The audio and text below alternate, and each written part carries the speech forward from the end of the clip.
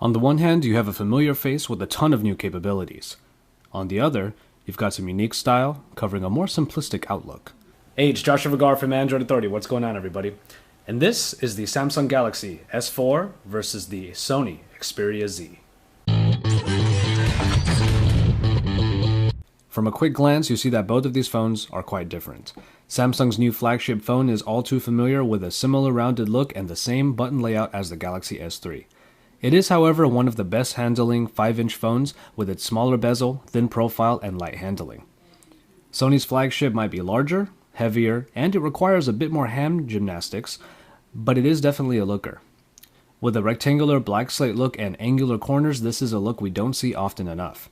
Its handling is helped by having its buttons all on the same side and halfway down the device. That big silver button is a great focal point that really pops. Flat sides benefit both devices, though the Z's sides are flat primarily because of the flaps that close all the ports for water resistance. Samsung's plastic material is starting to get old, but the all-glass finish of the Xperia Z gives it the same slickness in the hand. Either phone will require a good wipe down from time to time. So, the S4 will please those who look for familiarity, while the Xperia Z will likely turn more heads due to its throwback design. The displays on both devices have largely the same specs, as both offer 1080p resolution at 441 ppi.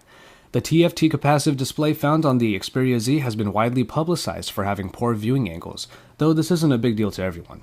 Being backed by the Bravia engine makes dead-on viewing pretty amazing, as it makes the Xperia Z look like a small Sony TV. Its color production is a little more on the subtle side compared to the very saturated capabilities of the Galaxy S4. Samsung's Super AMOLED technology returns and makes colors from the S4 really jump out. Luckily, if you don't like this barrage on the eyes, you can change the screen's motif in the display settings. The Galaxy S4 does have much better viewing angles, but when it comes down to it, you'll likely choose the right phone for you based on more than just the displays. After all, either one will bring you a wonderful experience. When it comes to performance, it's a battle of past versus present. While the Sony Xperia Z definitely has great performance and is one of the most optimized users of the Snapdragon S4 Pro, it has to contend with the next Qualcomm evolution. Western versions of the Samsung Galaxy S4 will have the Snapdragon 600 that clocks in at 1.9 GHz, a real bump up from the 1.5 GHz S4 Pro found in the Xperia Z. While the Xperia Z was the first phone I tested to clear the 20,000 mark in Antutu easily, the S4 surpasses it.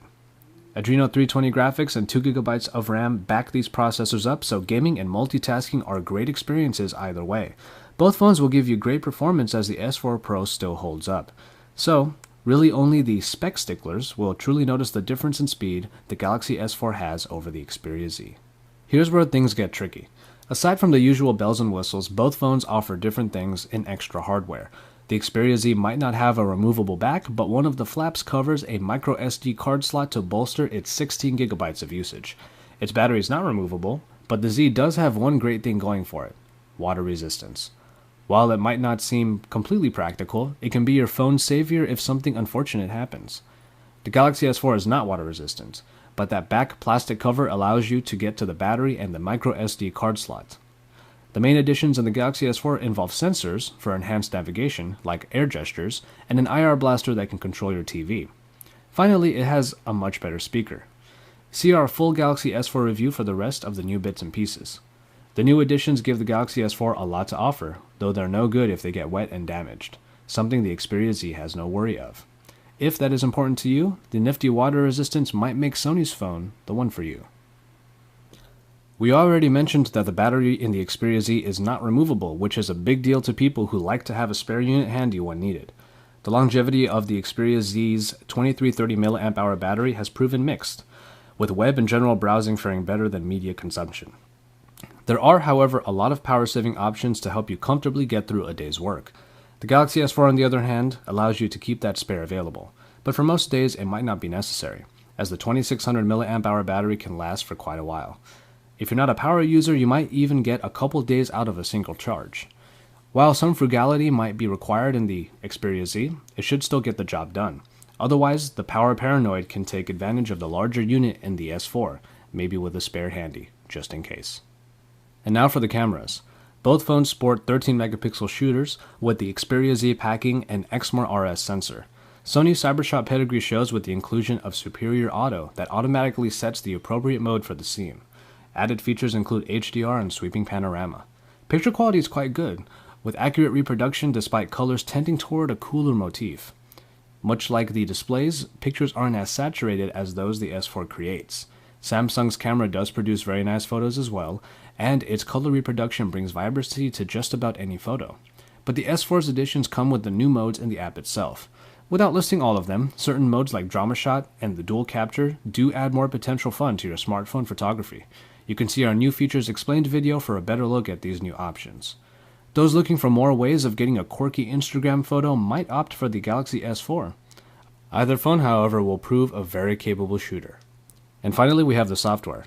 We'll start with the Galaxy S4 as it has the more heavily modified user interface. TouchWiz is something you love or hate, but at least the S4 makes it more bearable with a larger screen that better suits its bloated elements. App additions include the remote controller watch on and the helpful tracker S-Health, bolstering other well-known capabilities like S-Voice and multi-window. In navigation, you can now use your floating finger like an S Pen to get previews and wave your hand or use your eyes to scroll. Again, see our other two videos for a more in-depth look. These might all be more options than you can handle, but they are available for usage whenever you fancy. Compare all this to the Xperia Z, which takes a much simpler approach.